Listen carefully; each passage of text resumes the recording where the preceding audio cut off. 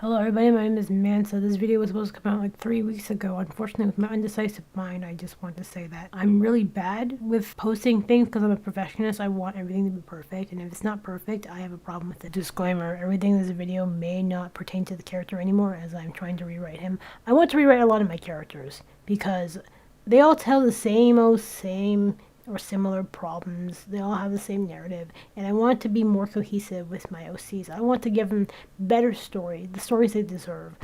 I hate that all my OCs have like the same problem, and I want them to have differentiating problems because people are human. They don't all have the same problems. They have different flaws and things they need to accomplish in the ideals they have. Everything is different, and I don't know why I'm not able to write that, and I really want that to be a thing. And people always say, why don't you go bounce ideas off people? I can't. I don't have anyone to bounce ideas off of. No one cares.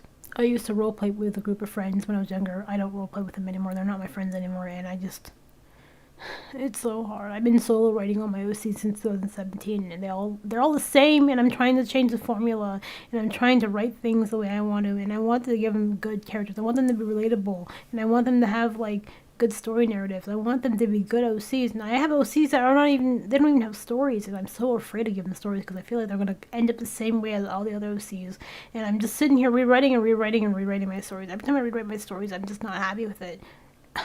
I look at it and I go, what's wrong with this? Is it because the parents are there? Is it because I'm just doing more trauma and damage to them? It's like OCs with trauma can be good, but like if you like overwrite it, it's not gonna be good. And every time I do it, I just want to like throw it away and try again. And it's so annoying. Like people get so annoyed at me because every time I tell my story about my OCs, they're always different. Like it's like the same story, but like something's different. I keep changing the story and I cannot decide on one. This is why Spawn the Stars took so long, because I keep rewriting it, and guess what? I want to rewrite it again. It's awful. I'm so upset about it. Anyway, and props to everybody who do captions for their videos, because that is tiring, and I may not do it for my next video. Thank you. Have a good watch.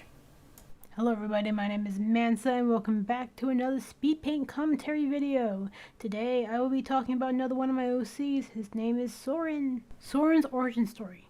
Soren was created back in 2015. He was created for a roleplay known as Ready Aim Fire. Ready Aim Fire was the consistent of original Minecraft YouTubers with OCs that we made specifically for that world. And I will move on to talk about Ready Aim Fire Soren, because he is a completely different man. I rewrote this man to be nothing like Ready Aim Fire Soren.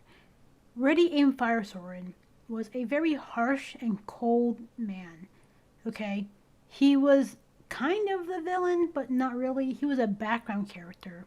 He was just that angry background character. In Ready Aim Fire, Soren occupation and who he is still aligns with a lot of concepts that I kept for today's Soren.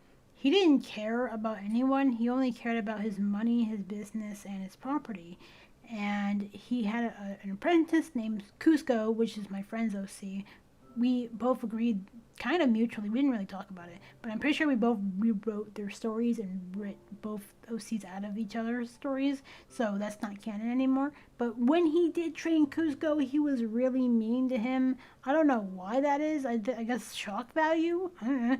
And I really regret doing that. But I will talk about today's Soren. He's a very different OC, and I wrote him to be really friendly. He's like the dad friend of every single group, and also he still is a barista, cafe owner, and sorcerer. Every one of my OCs that are a sorcerer wears a crown, known as the Sorcerer's Crown, which was a concept I took from my design of Seto Sorcerer, which was an old Minecraft YouTuber back in the day. And yeah, I very much appreciated the fact that I kept the Sorcerer's Crown and the whole cafe thing, because I thought that was still pretty cool, even to this day. Here's some basic information about Soren. Soren is 23 years old. His birthday and zodiac have not been written yet. His height is 5'7". His occupation currently is a potion brewer, cafe owner, barista, and sorcerer. His location is Wishing Star Cafe in Gospel City. His home is upstairs of the Wishing Star Cafe in a secret room. His family members consist of Cass, his younger brother, Miracle, his older brother, his mother, and his father. His special abilities is sorcery and magic. For the next segment of this video, I will be talking as Soren in perspective of his life, and I will be telling the story as Soren. My name is Soren, life is pretty good for me right now. I have my own cafe in one of the busiest cities and I get a lot of revenue. Sometimes the customers come in a rush asking for coffee, and sometimes they come in, they sit down, and they let chill. It's really nice talking to the regulars, but lately nothing too exciting has happened around here. However, I still have unfinished business to attend to. My brother and I never got much time to spend with our parents. They were always busy off with their work. Anytime we got to spend with our parents, they were spent sleeping or studying. Two young and healthy boys grew up in a household of sorcerers. My father was a noble man who commanded respect of his students and apprentices. My mother was a hard-working lady who worked to earn a living as a scientist and a mage. I thought they were all right and respectable until one day I stumbled upon a secret. One day, my father had asked me to go out to our cellar under the house and grab his special key that was in a cardboard box labeled Memories. I searched for it and I saw it, so I picked it up, but as I picked up the key, I noticed something strange. There were two books in the box of Memories. The first was labeled The Firstborn Son, and then the second book was labeled Miracle Case. Those were two books that lingered on my mind for a while, but I didn't think too much of it as I ran off to give my father the key he had asked for. But I was lying in bed that night, and I just thought, what were those two books for? What does it mean by firstborn child? Do they mean me? Is there something in there about me? I definitely had my eye on the Miracle Case. Such a peculiar name, the Miracle Case. Did something amazing happen during their studies? Did they find something new? I was so curious, but I didn't want to ask them because I knew it was probably something they didn't want to touch if it was in that dusty box of Memories.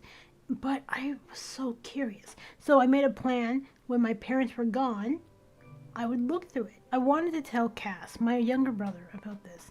But at the same time, I didn't want Cass running up to my parents and asking about them directly, because Cass doesn't really think. He's a really young child, he doesn't know better, so I would keep it to myself.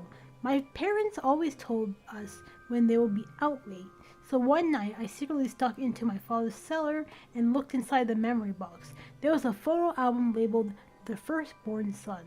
I opened it and I saw a baby picture that didn't look like me. It looked similar, but it wasn't me. I always was told I was the firstborn child and this family only had two kids. The baby in the photo looked really pale, and there was a patch of lighter skin on one side of his face by his eyes. His hair turned from a brown to a white, and his eyes were a purple I've never seen before. Suddenly the photo album ends, just halfway through. What happened? The baby's hair was turning white and the pages end? I was looking through the journal of Miracle Case. I began to read and I was very shocked by what I found in those pages. What I read on those very pages shook me to my very core, and I never looked at my parents the same way ever again.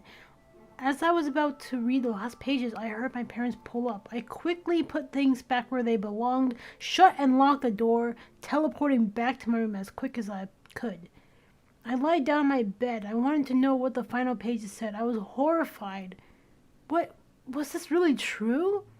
I had an older brother named Miracle. He's 3 years older than me. The older I get, the more I realize I don't know much about my parents. And I as much as I love my parents, they always seem so distant, and I never knew why. I thought there was something wrong with me, or maybe they love my brother more than me. Something always felt amiss. Reading those pages made me physically shake. That was terrifying. What did they mean by that? Did they really leave my brother out in the woods on purpose? Unbeknownst to me, my father could read me like a book. He saw my behavior and attitude towards him, and he probably connected the dots that I saw something I wasn't supposed to see. The next night, my parents left again, but my father stayed behind in secret and watched me go into the cellar. I was flipping through the last pages as I read, Quinn and Jeff were found guilty of abandoning their child in the woods, a werewolf-infested woods, and will be fined $3 million in debt and the court supervision of their next children if they so choose to have more children. It absolutely terrified me, and right as I was about to close the book, I hear the door slam behind me, and I could feel my father's gaze. I turned around slowly. I started to shake and I could feel my heart pounding. Soren, what are you doing in here? You're not supposed to be here. I got lost. I was just, I was just, how dare you? How dare you? How dare you? How dare you? I had raised you better, Soren. Are you lying to your father? No, I'm not lying. I swear. I fell in. You did not fall in. I watched you go in. Listen, Soren. If this ever gets out to the public, I will do the same thing I did to Miracle to you. And maybe even Cass. Okay? I command respect. Respect is all I care about. I can always have more kids. You know, you guys don't matter to me. I had kids because I loved your mother. I had kids because I felt like it would up our status. And your brother was a freak. Did you see what happened to him? You saw the photo now. I know you did. He turned. People don't do that. People don't do that. Father, shh. No, you are not allowed to speak. You are grounded for the next year. Year? Yeah, year. You heard me. Wait till your mother hears about this. I'm so disappointed in you. Get out. Ever since that night, myself and my father's relationship had been strained forever. Looking at my parents made me feel physically ill. I loved them, I did, but I couldn't look past the monsters they were. I'm getting my hopes up here, and I know that, but I've been seeing a lot of cases appear in those woods that they left Miracle in. A secret grotto was discovered with the sighting of a white wolf male.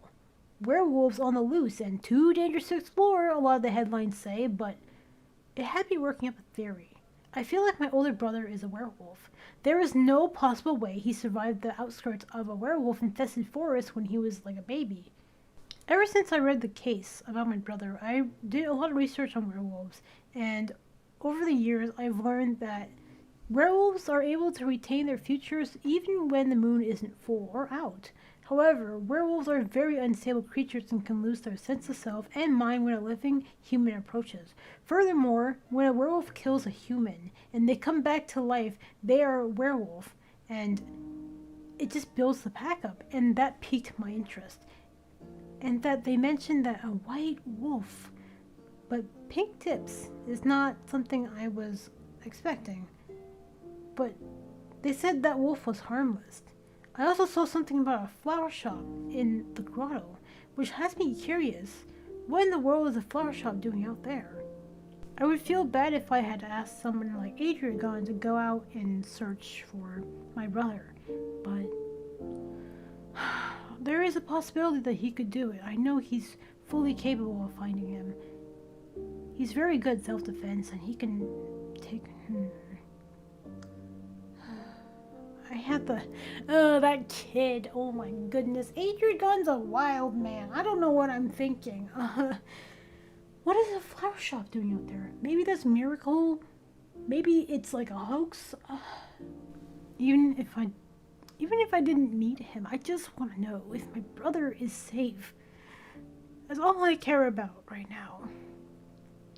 I want to know. I want to meet him. I want to know if he's alive, because what my parents did was what our parents did was terrible, and I want them to face the consequences. I don't want them to die, but I just want them to understand how much that wouldn't matter to them. They only care about respect. They only care about status. Even if Miracle came back to teach them a lesson, they wouldn't care.